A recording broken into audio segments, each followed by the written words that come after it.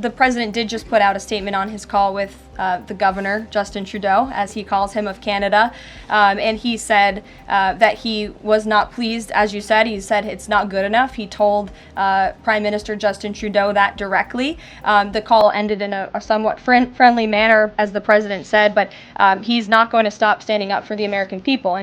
US President Donald Trump and Canadian Prime Minister Justin Trudeau engaged in a 15-minute phone call on Wednesday, where they discussed fentanyl smuggling and trade relations. The conversation, described by Trump as somewhat friendly, was marked by strong accusations and concerns over border policies. Trump later detailed the call on his social media platform, Truth Social, accusing Trudeau of leveraging trade tensions for political gain. He claimed that Trudeau was unable to specify when Canada's next federal election would take place, raising suspicions about the Canadian leader's intentions. Trump wrote, and I quote, "I then realized he's trying to use this issue to stay in power." End quote. A key point of discussion was fentanyl smuggling, with Trump alleging that the deadly opioid continues to enter the United States through Canada and Mexico. He expressed doubt over Canada's efforts to curb the crisis, stating, and I quote, "Many people have died from fentanyl that came through the borders of Canada and Mexico, and nothing has convinced me that it has stopped." End quote. Trump also blamed Trudeau's border policies, calling them weak and ineffective.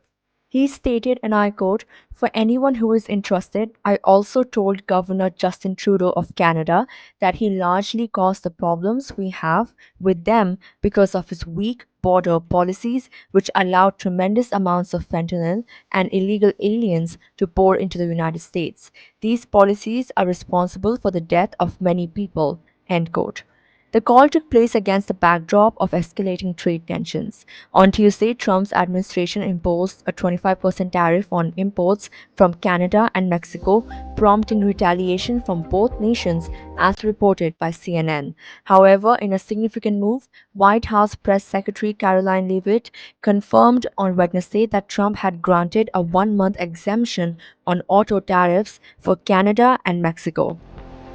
While the call ended on a somewhat friendly note, Trump's statements indicate ongoing friction between Washington and Ottawa, with border security and trade policies remaining key flashpoints in US Canada relations.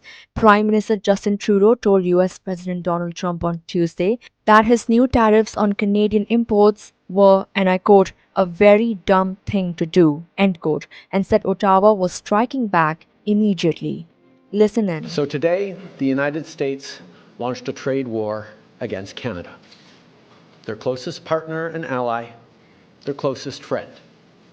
At the same time, they're talking about working positively with Russia, appeasing Vladimir Putin, a lying, murderous dictator. Make that make sense. Canadians are reasonable, and we are polite. But we will not back down from a fight. Not when our country and the well-being of everyone in it is at stake.